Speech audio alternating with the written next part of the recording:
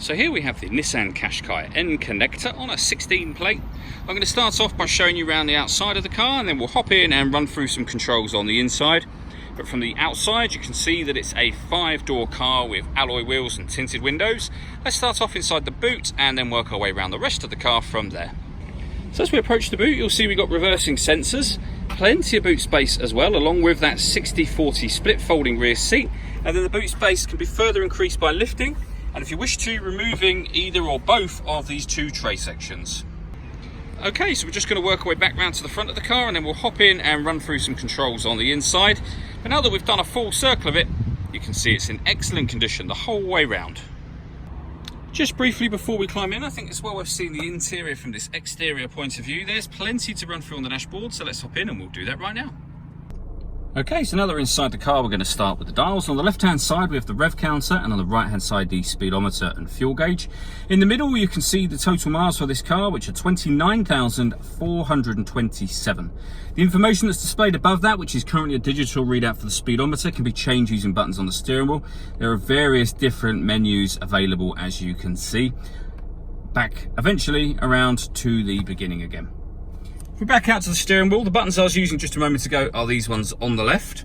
On the right hand side, we have cruise control and speed limiter, as well as the ability to answer and end phone calls as well. Over in the center is where you'll pair up your phone, amongst other things. So the phone is done quite easily. Just follow the instructions on screen once they come up. We're not going to do that obviously right now.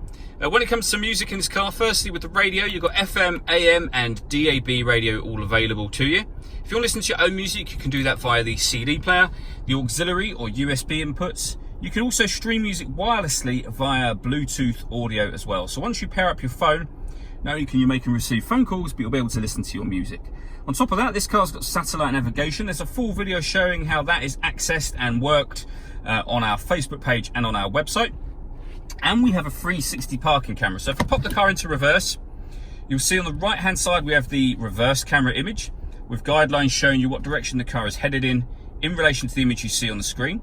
On the left hand side we have a view from the bird's eye kind of point of view of the car, so you can see 360 degrees around the vehicle. And it goes a couple of steps beyond that. We can have a front facing camera and the bird's eye view, or a front facing camera and the front near side, so passenger side wheel. So with all of those cameras, it does make it very easy to park this car. Working our way down, we've got the dual zone climate control, so you can adjust the passenger and driver temperature, the fan speed up and down from here. You can determine where you'd like the air to be distributed. The air conditioning is on when that light shows, so off, back on again, or you can press auto and the car will take control of the fan speed to maintain the temperatures that you've asked for. And you can override that at any time you wish to by simply readjusting the fans to your own level again. We have a rear heated screen just there. Beneath that, we have a 12-volt charging socket, the electronic handbrake and the key. This car's got keyless start, so the key just needs to be in the car. To start the engine, you press this button just here, and the same again to stop it.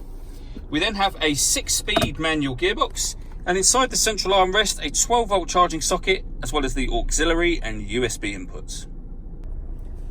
Lastly, I just wanted to talk about the panoramic glass roof. So you can see the sun blind is closed at the moment. There's a button just here.